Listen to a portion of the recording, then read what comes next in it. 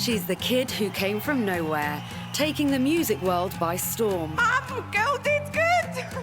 Rarely has a British performer had such a meteoric rise as Adele Laurie Blue Adkins. There's a fire starting in my heart. First time you hear that song, you just kind of know that, yes, you're going to be hearing this one a lot, and not necessarily from Adele. It's going to be on X Factor, American Idol, any of the myriad singer shows that are on TV. From the moment I heard it, I thought this is going to be absolutely massive. Kids on playgrounds were singing it, and so it's clearly had this kind of massive impact and just popularity. Still in her early 20s, Adele is now a music legend right around the world, and her unlikely image has cut across stereotypes of divas everywhere. She has sold millions of records globally and continues to churn out heartfelt ballads with an aching emotion in her voice that belies her tender years. So what spurs this young singer on? Still something of an enigma, what is Adele really like?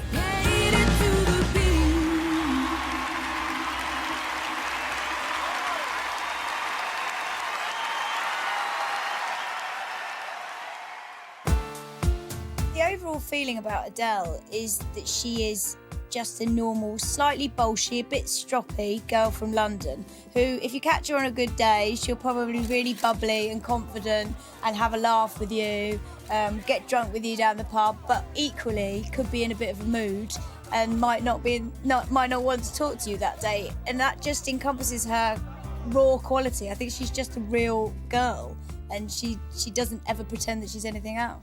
Right now, the girl who doesn't pretend to be anything else has got the world at her feet. 2012 has been a spectacular year for Adele. Still only 23, already this year she has swept the Grammys and Brit Awards, emerging as the most dazzling new talent of the decade. I can't tell you how I feel about it. It's been the most life-changing year. Her extraordinary gift as a singer-songwriter has made her one of the biggest divas in music. No, I'm a diva with people I work with, not people I don't know. So I'll always be lovely to you and people that come up to me. I think Adele is as down-to-earth and grounded as she does appear to be, in great part because of the fact that she has such a large extended family, something like 33 very close family members. And I think in addition to her close relationship with her mom, they really do keep her in check. They don't let her forget who she is or her humble beginnings. And from what I've seen, she has no wish to forget those things. She really kind of strays from a lot of the trappings of celebrity. She doesn't like to go to Tao's or Nobu or any of celebrity restaurants, where the idea of getting a meal is put behind being out and seen and to see and to be seen. She doesn't do many interviews. She really keeps herself to herself. When she does do interviews, she talks about the fact that her life is about hanging out with her friends in the pub. She doesn't want to go to the gym. She really doesn't want to perform big festivals because it's just too many crowds, and she'd just rather be with her mates. And I think she's managed to stay very, very grounded. Despite all her newfound fame, it's alleged that Adele still suffers from stage fright before performing on stage. She's very rarely on TV doing TV shows. She hasn't got a massive internet presence either. She doesn't like putting her life out there other than in her music. I heard one story that she actually needed a hypnotist before a gig to actually help her calm her nerves. I get really nervous before I go on. Like last night in Brussels, I had a gig and I was sick. I actually puked into the bin because I was so nervous. But as soon as I get on stage, I'm fine. I love it. I met Adele in 2010. I met her before we both were on a live talk show in the UK. And we chatted a bit backstage. She's very friendly. She was giving out her number to people, oh, call me, like a normal person would do. But what struck me the most is it's a very soft-spoken, quietly confident young woman, not flashy. She has a cackling laugh, which she, will bust out in, very, very sweet, but not a showman, not oozing X Factor, oozing charisma. I think her talent is there. It's just raw. It is what it is. But she's not a flashy pop star who automatically, kind of lights up the room the way perhaps Justin Timberlake or Beyonce might do. What she has is unique. But I'm a soul singer, and all my songs are about heartbroken love. Because I don't like writing songs when I'm happy. I'd rather be out being happy. So how did it all begin for this young British singer? She was born Adele Laurie Blue Atkins in Tottenham, London on the 5th of May 1988. She grew up with her single mother Penny, who gave birth to her when she was only 18. Penny's partner Mark Evans left home when Adele was 3. He has said that he was battling alcoholism at the time. Adele was the only child of a very young single mom who had her in her teens. She had a very difficult upbringing in the sense that they never really had money for anything. She went to some rough schools, especially in the early years, but a lot of love and a lot of attention from her very proud mom. Her mother is, kind of a free spirit, someone who's, she does like freelance furniture making, a masseuse, never a typical 9-to-5er. I think that really kind of set the scene for what Adele did. She didn't really know her biological father. All she says about him was that he was a big Welsh guy and he worked on ships, but that was fine by me. So I don't think she was ever affected by the lack of a fatherhood figure in her life. In fact, her mum was incredibly supportive of her and almost her biggest fan from day one. I think in many ways, especially because they didn't have a lot of money, they always felt like they were in it together. And her mom always gave her daughter a sense of certainty that she was worth something, that she was talented, and she was special. Being an only child had a huge impact on Adele. She was very bolshy when she was a kind of young girl. She said probably because her mum, she was an only child and her mum really looked after her, so it meant that Adele would be very opinionated and was almost encouraged to be so. Adele has an incredibly close relationship with her mom, and I think in many ways they kind of grew up together. What's interesting about it is it seems to be becoming a more common dynamic amongst young pop stars. For example, Justin Bieber also has a very young mother who was a single mom at that time as well, and I wonder if there aren't some parallels in the amount of confidence and individuality and self-worth that these women who pour themselves into their children are actually giving to them. When she, reached the age of 5, she would be the type to get on tables and, just start singing in the middle of parties, all of which her mother encouraged. Most kids have jelly ice cream and a clown. If you went to a kid's party and Adele was there, her mum would get her up on that table singing out Gabrielle tunes. And that's helped her be the girl she is today, confident, out there, doesn't take any rubbish from anyone. The confidence and kind of the maturity beyond her years that Adele has shown, I think can be directly traced back to the amount of attention and time that she got from her mother. While homesick and working on her most recent album in Malibu, California, Adele specially recorded The Cure's Love Song, which she dedicated to her mom, Penny. You make me feel like I am whole again.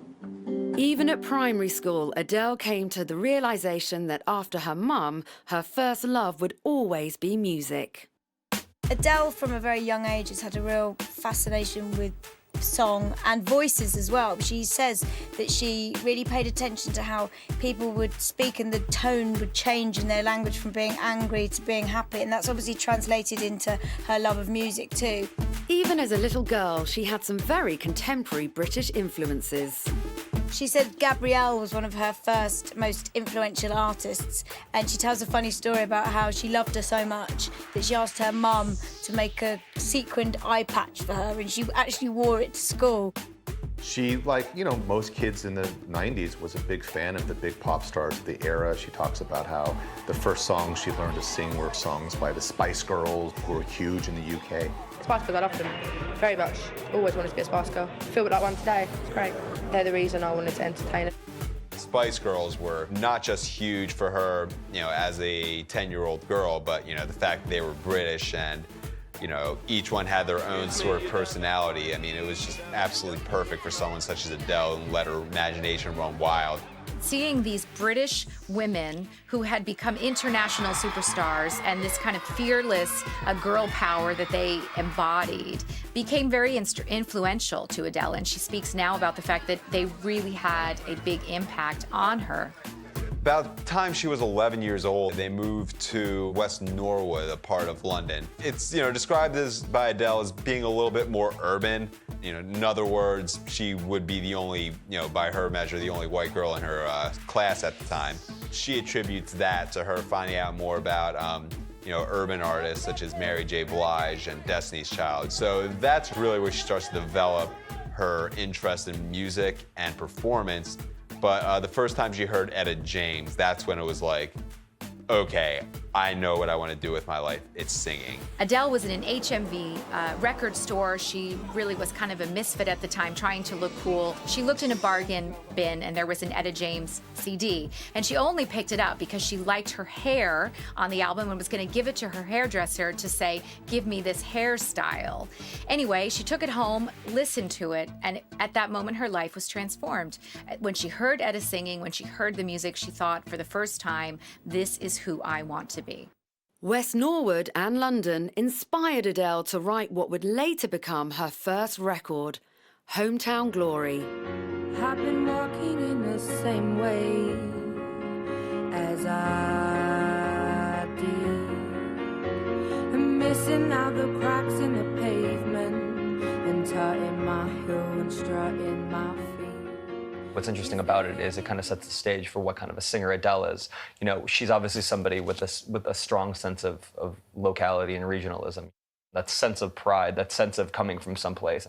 Hometown Glory was Adele's first single. A lot of people don't actually know this song, but this is the song that she wrote about West Norwood, which a lot of people would not associate with glory in any way. It's not a glorious neighborhood, but to her it was a very important place, and she wrote a song in honor of that, and that was the song that caught the attention of the record executives who ultimately launched her career.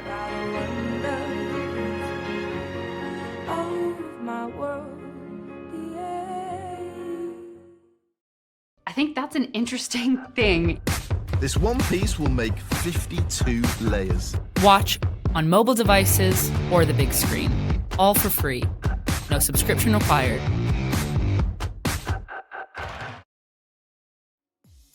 But a major turning point for the young singer came when she went to study at the famous Brit School for Performing Arts. The Brit School is based in Croydon. It's for young up-and-coming performers, but it's a bit more gritty than your more highbrow schools. It was just really about getting this raw talent from people such as Adele and just letting them evolve and develop into the kind of performers they are today. This was the same school that Amy Winehouse came out of a few years ahead of Adele. Adele attended the Brit School along with Lionel Lewis and other big UK stars from the R&B and pop scene. At the Brit School, Adele was initially looking at getting into the development side of recording as opposed to being a performer herself, despite her incredible talent. I personally suspect that that may have had something to do with the fact that she didn't look like most of us expect a pop star to look, and like probably a lot of her classmates looked. As part of a class project, however, she recorded 3 songs, which a friend of hers then put on MySpace. We think of MySpace as really antiquated now because of Facebook and other things, but in the in the mid-00s, if you were a music artist and you didn't have a big label backing you, MySpace was a legitimate way to be able to build a core audience, to be able to get your name out there. And that's really what got the ball rolling for her. It was there that she was discovered by XL Recordings, who look after Dizzy Rascal and people like the White Stripes, and they saw her there on the internet performing, completely unproduced, really. She was there as Adele purely was, and that's where they discovered her, aged 18. XL Records saw the potential in the young 18-year-old and immediately signed her, with a view to creating her first album. But at first, writing didn't come easily to her. She found it very difficult to write music until she had her first big heartbreak by a boyfriend who cheated on her, absolutely left her devastated. And then all of a sudden she found she had the inspiration to write almost all of her first album, 19. I think she wrote something like 10 songs in 5 weeks. It just came out of her. For myself, it's for my own peace of mind. I have to write songs because in reality I can't really admit things to myself, so I have to put it in song.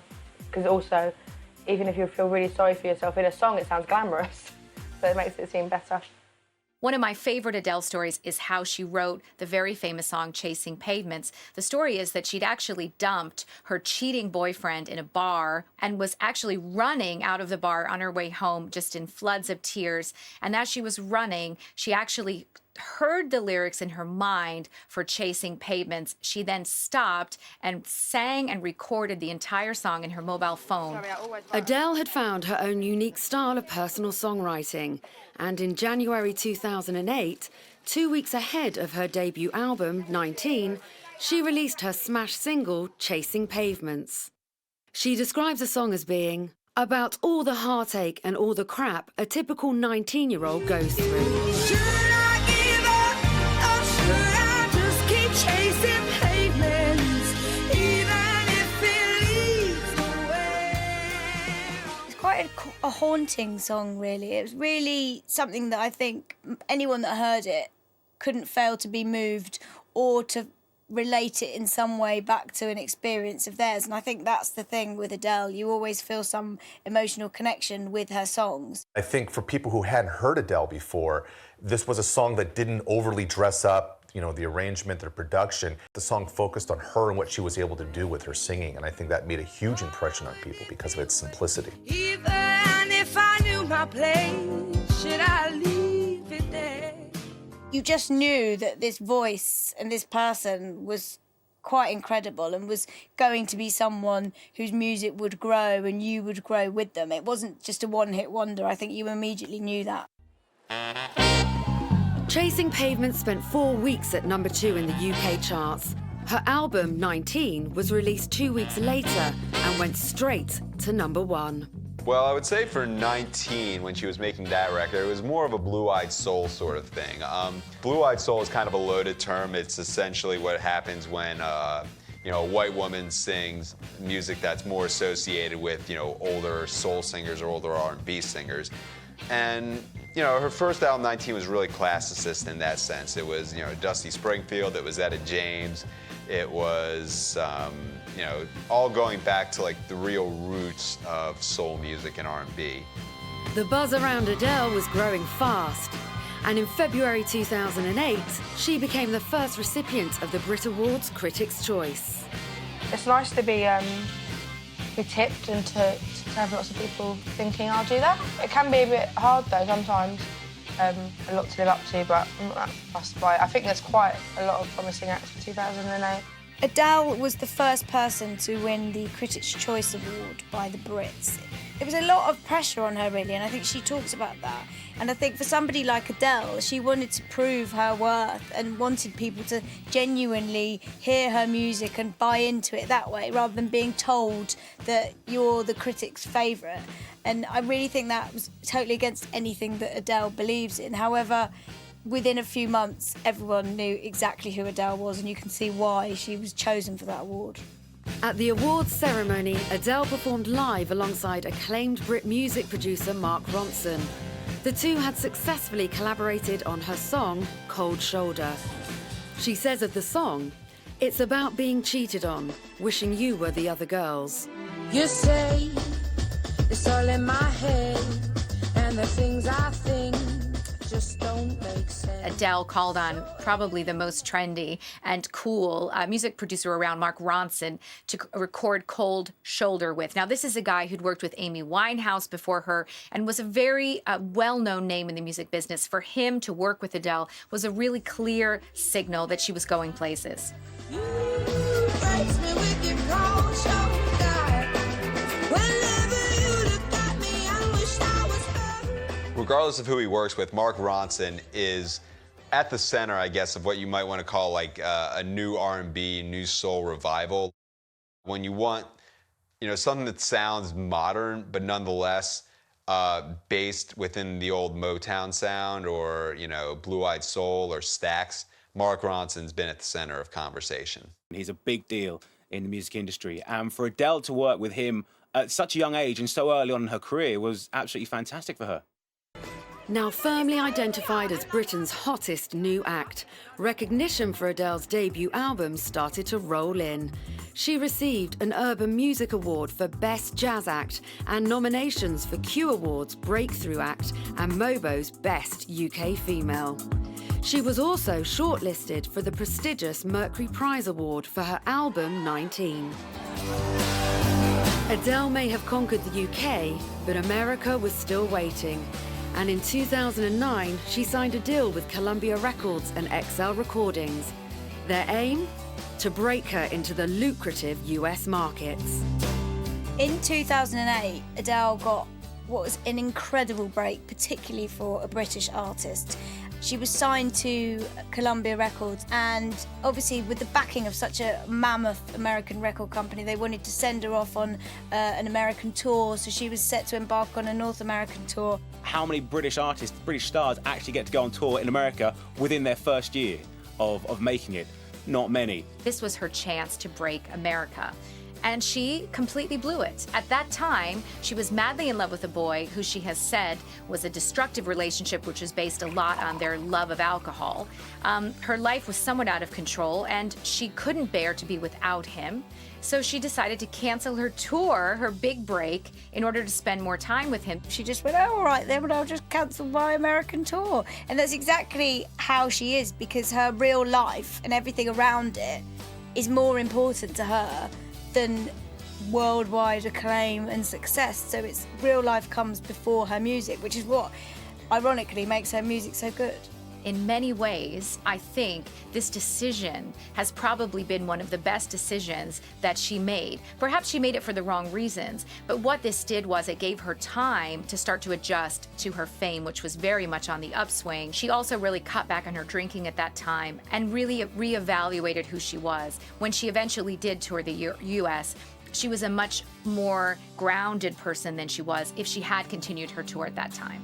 But despite almost sabotaging her own career, fate stepped in to ensure that Adele did crack the American market.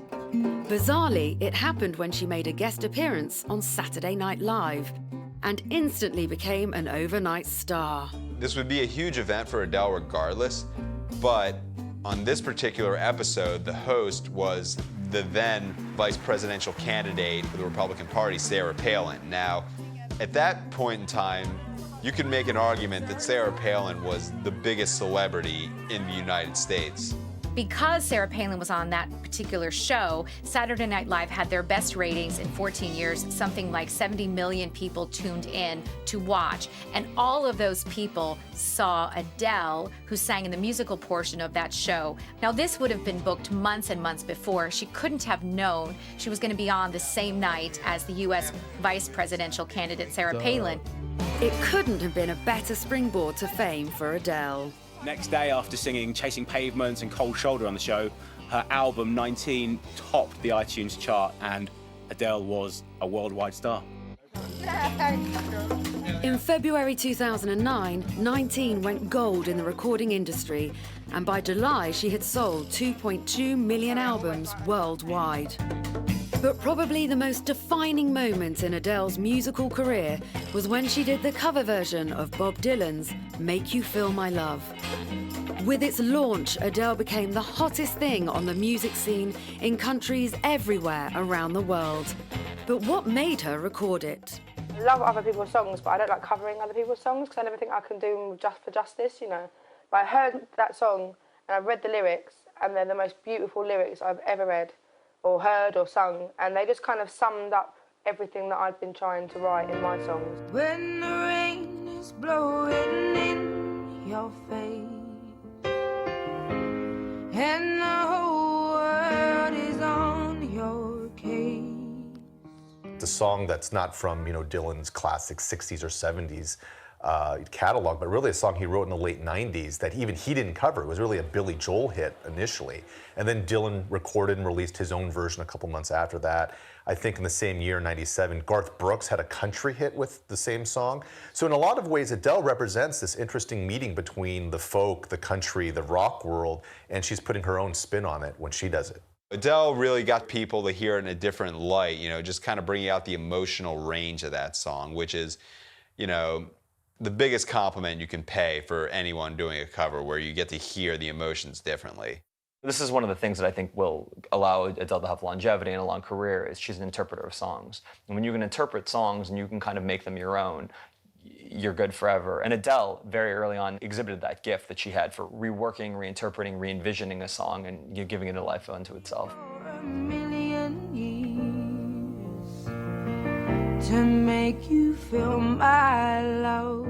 You can't help but be moved by it. Even talking about it, it sends shivers down your spine. She's just got this incredible way with her singing that she throws herself into every single word and loses herself in the song that I think anybody listening or watching her can't help but feel moved by it themselves.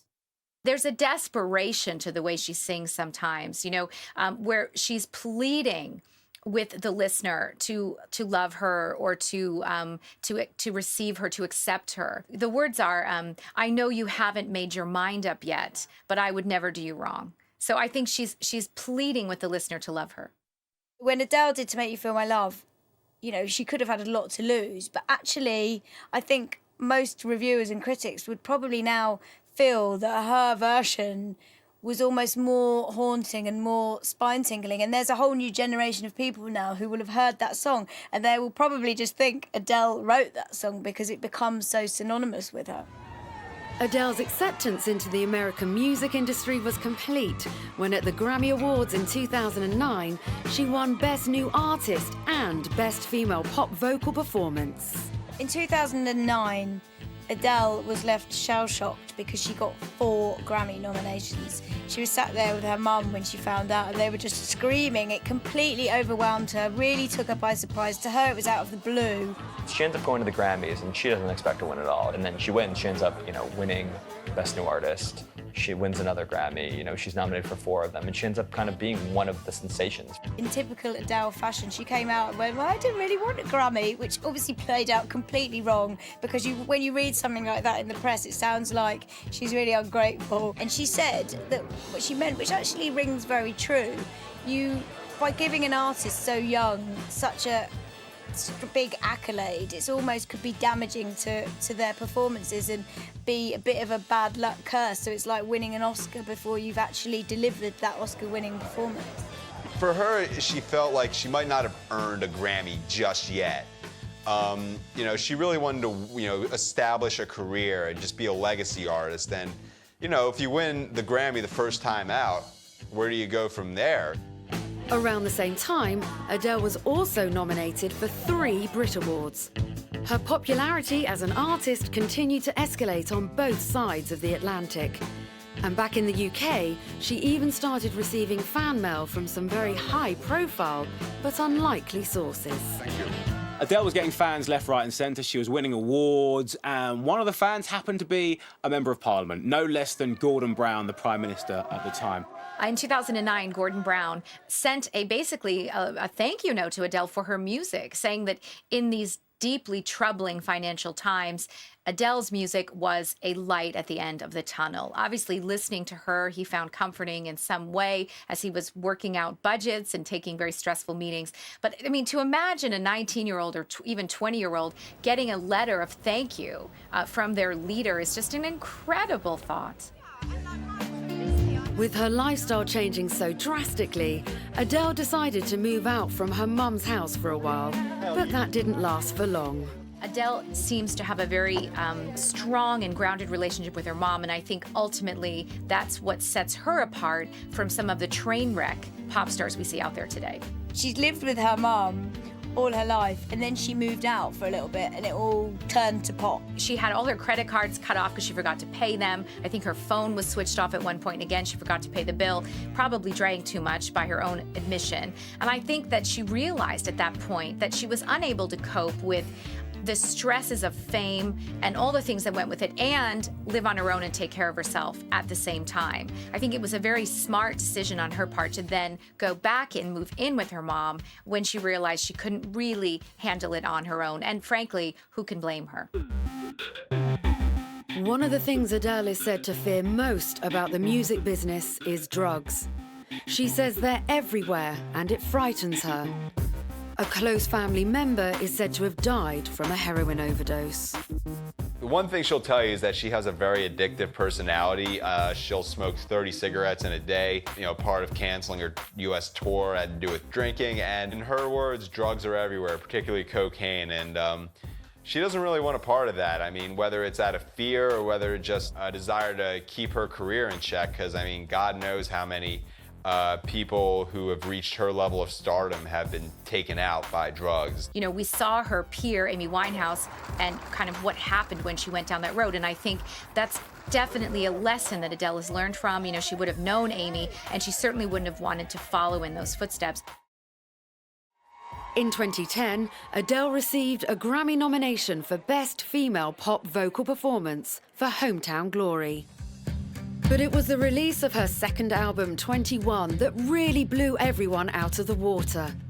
It was an album of astonishing energy and versatility, and consolidated her reputation as one of the music world's most exciting and contemporary artists. 21 represents a very, very big departure from the kind of music she was singing before. I mean, imagine that someone who was singing Chasing Pavements is all of a sudden singing Rolling in the Deep, two songs that have absolutely nothing in common but the voice. When Adele released 21, I think people were really shocked because you were almost expecting something in a similar vein from an artist such as her. She's so young, you're expecting a follow-on from 19, but 21 was completely different. The influences she took were like something we've never heard before.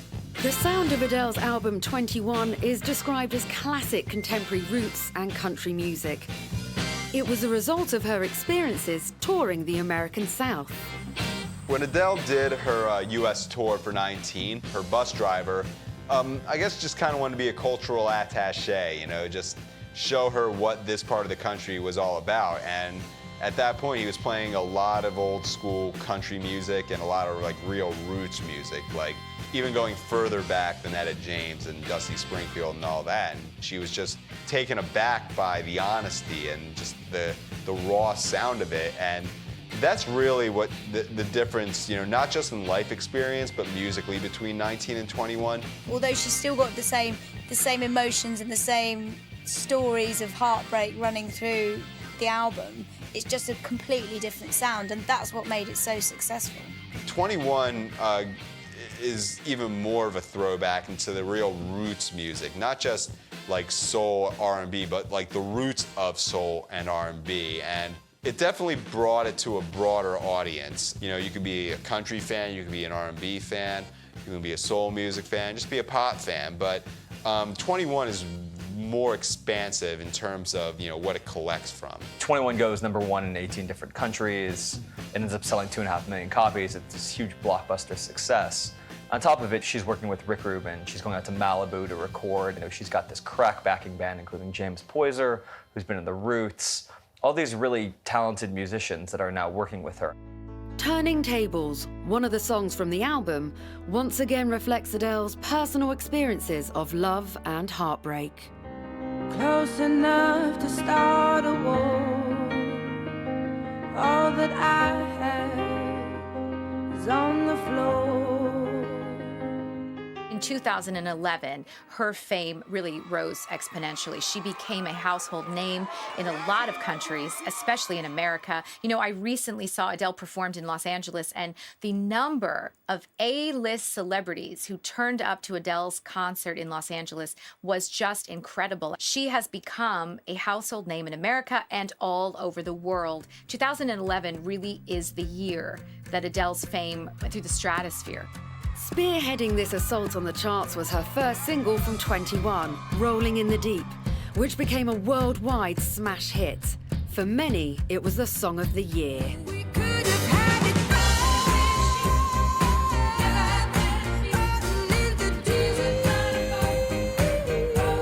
First time you hear that song, you just kind of know that, yes, you're going to be hearing this one a lot, and, you know, not necessarily from Adele. It's going to be on, you know, X Factor, American Idol, any of the myriad singer shows that are on TV.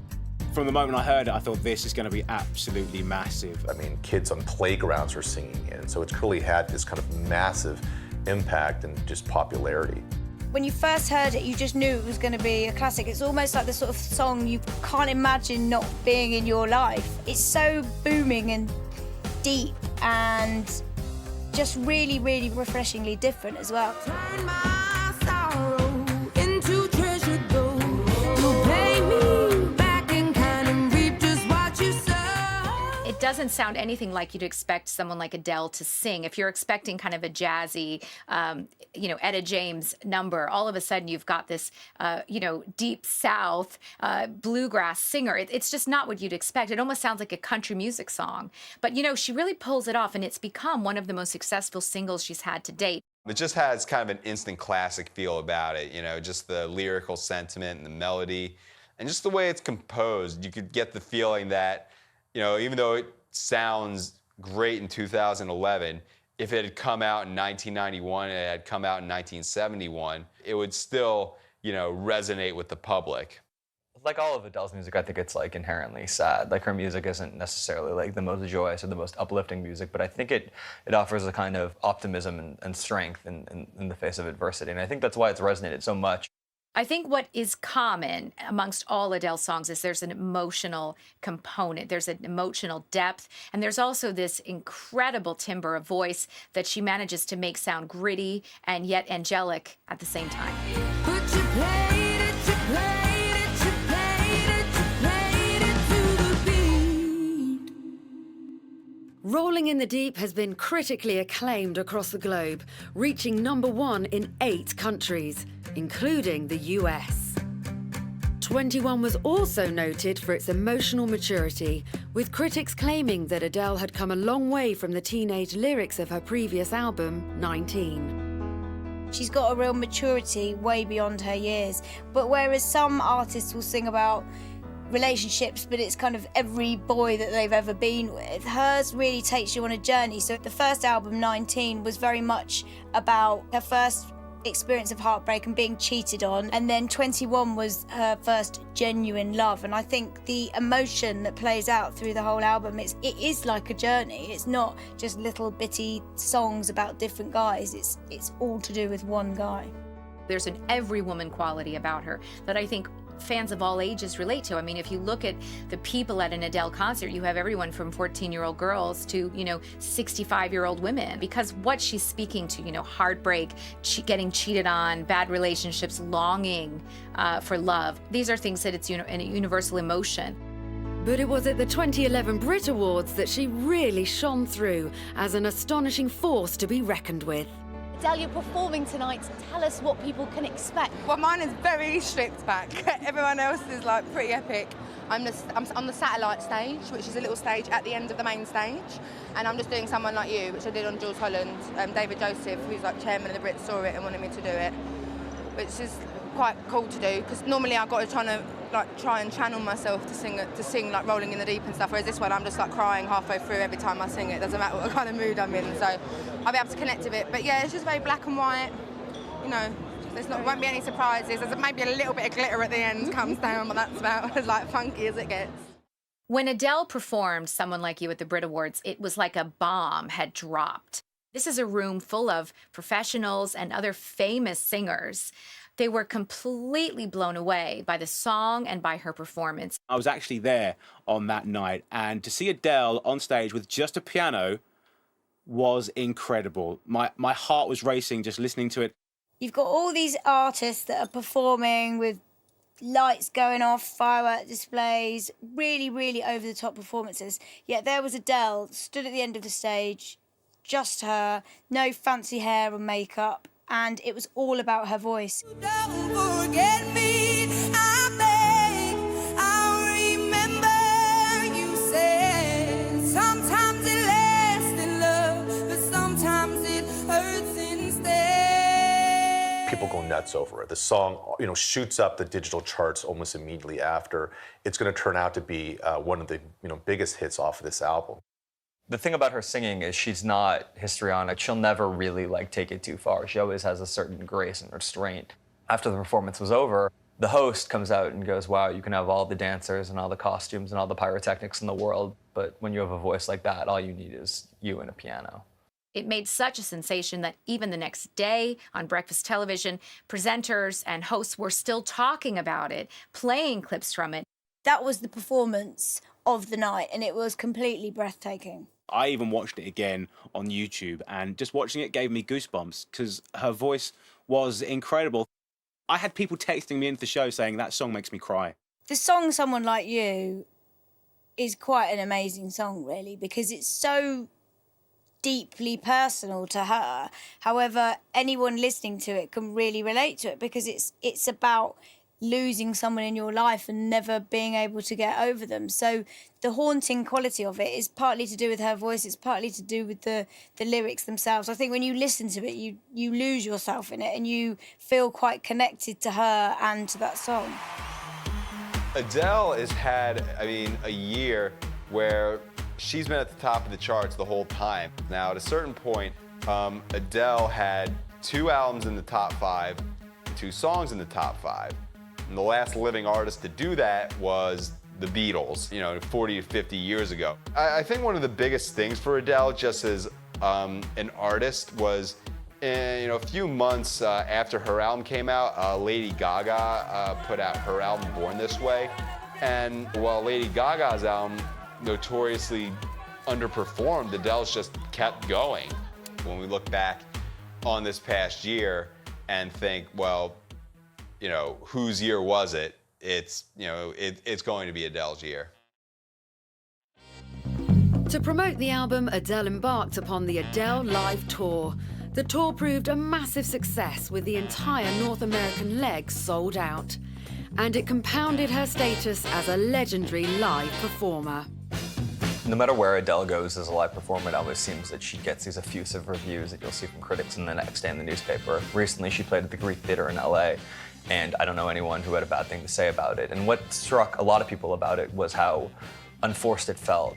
For her, it's just like kind of a soul that you get from her. And I think a lot of people, see her on stage and just be like, that is a beautiful voice coming from someone they can relate to.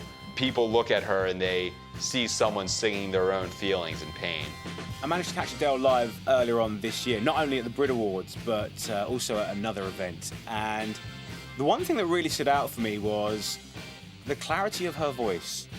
It sounds strange, but you listen to an album and you know it's work done in a studio, and then you listen to them live and you think, oh yeah, you could probably allow for some defects in the voice, something a little bit different because they've tweaked it in the studio. No difference from hearing her on an album to hearing her live. Her voice is that good. There's an ache in it, there's a longing, there's a rawness, an emotion. And I think the reason people get goosebumps when they listen to her, they start to cry, is that she touches on something so real. There isn't the artifice or the vocal acrobatics of someone like Mariah Carey. She's able to kind of bring this tornado gale force of just emotion that overwhelms people. And they just feel it very strongly the moment they hear her sing. It's not only the emotional brilliance of her vocal delivery that makes Adele special. Her writing has also set her apart from her many peers. One of the special things about Adele is that she writes most of her own songs. If you look at the other singers who are at her stature, they have armies of songwriters delivering material for her. But on these first 2 albums, most of her biggest songs are songs that she wrote herself.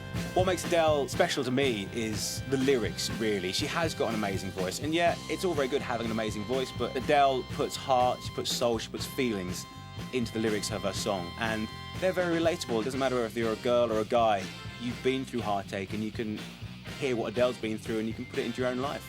She's also very vulnerable and human in a way that you don't necessarily see with other artists who have these kind of fairy tale lives that have never really encountered much conflict.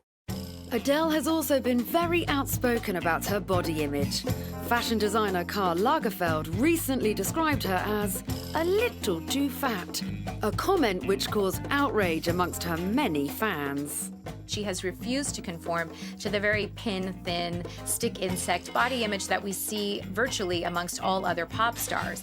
Adele is a very solid British size 14 to 16, American size 10 to 12. This may be the size of a normal woman, but this is not the size of a normal pop star, which is probably about 6 sizes smaller. Unfortunately, in today's world. And she has said, frankly, yes, if I wanted to lose weight, I could. I choose not to go to the gym, but rather I prefer to spend time with my friends or have a glass of wine.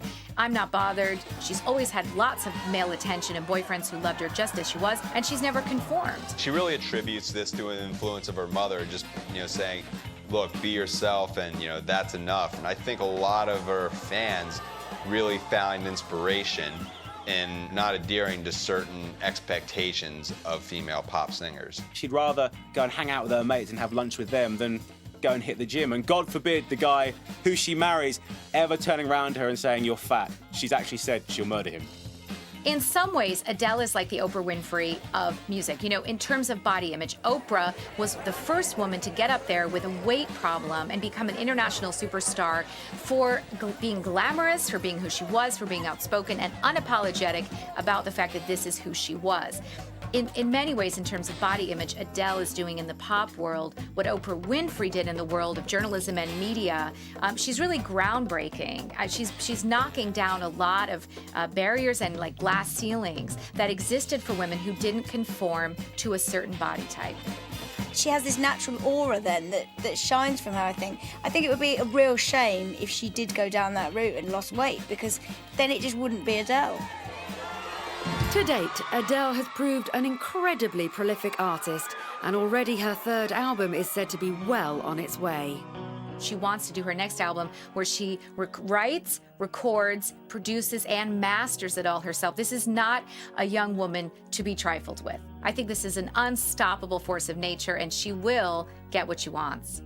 At the moment, she really has got what she wants, and she claims to be madly in love with businessman Simon Konecki, a former city trader who now runs Drop for Drop, a charity which delivers water to impoverished countries in the third world. She's also moved to a huge country house in Sussex to be close to him. In 2011, Adele was forced to axe her American tour after being diagnosed with pre-nodules on her throat, a condition that could have brought her glittering career to a bitter end.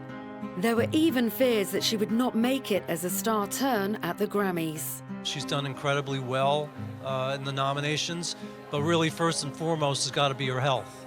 And one of the interesting things about what's happened with vocal health now, whether it be Adele or John Mayer or Lionel Richie, there are a number of artists that have had challenges with this. So one of the things that I hope comes out of this is that there'll be more of an awareness about vocal health. I do wish Adele all the best. She put together an amazing record. I bought it on iTunes.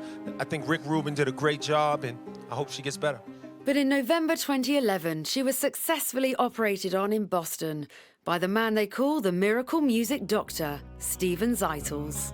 Adele had indicated that she had been bleeding into her vocal fold. The microsurgery allows one to remove the mass without disturbing the vocal cord. Now that the vocal cords are vibrating much better, it'll be a cleaner sound. She's well healed. I anticipate that she's going to give a wonderful performance. And in February 2012, Adele made an astonishing comeback from her illness at the Grammys, winning an amazing 6 awards. Thank you so much. This is ridiculous.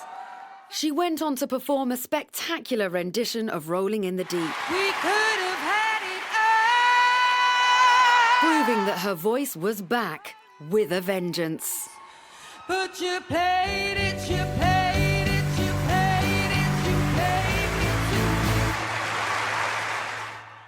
In her acceptance speech, Adele revealed all the pent-up tension and emotion that had been building in the lead-up to the Grammys. Mum, girl did good. Mum, I love you. I'm so sorry you're not here.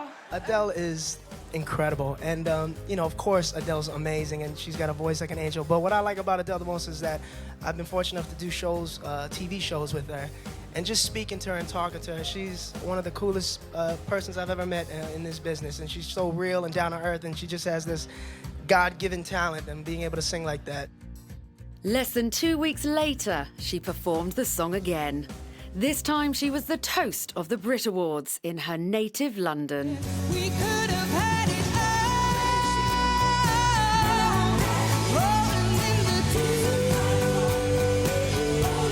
all. On the night, she picked up awards for Best Album of the Year and Best British Female Solo Artist. Nothing makes me prouder, than coming home with 6 Grammys and then coming to the Brits and winning Album of the Year. During her acceptance speech, a shocked British crowd saw Adele cut short by the awards host, James Corden. I can't believe I'm about to cut me off. I'm so sorry. Can I just say then, goodbye, and I'll see you next time round, yeah? Ladies ladies and gentlemen. Not happy about having her acceptance speech interrupted, she went on to explain why later that night. I'd like to say I got cut off during my speech for Best Album and I flung the middle finger. But that finger was to the suits of the Brit Awards, not to my fans. I was about to thank the British public for all of their support and they cut me off. So I'm sorry if I offended anyone, but the suits offended me. So thank you very much for all of your support. It's amazing, so thank you very much. Send that everywhere so all the fans see it, so I don't want them thinking I was swearing at them, all right? Thank you very much. As she proved at the Brit Awards, amazingly, Adele still seems relatively untouched by her newfound global fame. 20 million albums. Those numbers are nuts. How does that feel? 20 million people own your record. It just goes over my head, really. I can't imagine how many people that is. I still think that when I go, when I was playing at Shepherd's Bush Empire and stuff like that, it's probably that room that owns my record. So it kind of goes straight over my head. I don't really realise it, really. But it's phenomenal, the success of this album and where it's gone and where it's taken me is just amazing. It seems to have done it all on its own as well, I haven't done that much, and then I was halted by my voice problems, but the record just carried on walking without me. So what does the future hold for Adele? She's not going to be the pop singer that is relying on her looks, and when her looks fade away, people will not be interested in her anymore. She's relying on things that are classic. She's relying on like soul music and old country music and gospel and like all these traditions that have survived the test of time. You could see her, possibly on the same kind of trajectory as like a Celine Dion, or even like a Mariah Carey, women who are mostly known for the quality of their voice and their singing and the impact that they make, rather than sort of the kind of 360 performance that they put on. What sets her apart from other worldwide songwriting sensations like Lady Gaga is that there is no gimmick, there is no hype, there is nothing about her that anyone could get tired of or want to move on, because what she's offering is talent, it's great songwriting, and it's art. And the fact that Adele has already shown so much growth and maturity in her first 2 albums, it leads one to only imagine where she's going to go from here. Her music's not really tied to anything that's contemporary. As long as she stays true to her own artistic vision, I don't see any reason why she won't be talked about as the legacy artist she's always wanted to be, along the lines of like the Etta James, along the lines of Dusty Springfield. Provided she's able to kind of tap into a certain like sensitivity and emotion, she'll always be able to connect. And it's not just her professional life that she has mapped out. She says she knows exactly what she wants to be doing in the next decade. And for now, it all seems to be centred around London. I mean, I'm very British. I don't think you can really get more British than me. And I've always been proud to be British, but being away and my record doing so well overseas really kind of brings that home to me, and I'm very much a London girl, always will be, never going to leave, always going to be in the UK, so I'm incredibly proud, yeah. She really does seem to know exactly what she wants, and she's ready to take it. Something I find extraordinarily admirable. She said by the time she's 30, she wants to be married, have a baby, at least one, live in a nice 3-bedroom house in Clapham. I mean, with a picket fence. I mean, it's so specific, it's incredible. And yet, from what I've seen, I wouldn't put any of that past her. I think she absolutely has what it takes to make all of that happen. This is a young woman who's estimated to be worth at least £6 million at the age of 23. She doesn't find it difficult to write about her experiences, and I think as long as she remains true to herself and doesn't let fame overwhelm her and cloud her, then I just think we're going to hear more and more from her. You could see her like almost being like an Etta James, like a B.B. King. You could see her coming out and just sitting in a chair and just singing, and provided that voice is still there, I think she'll have a long, long career. We already saw in 19 and 21, at those young ages, we saw such brilliance, emotional brilliance, I would call it.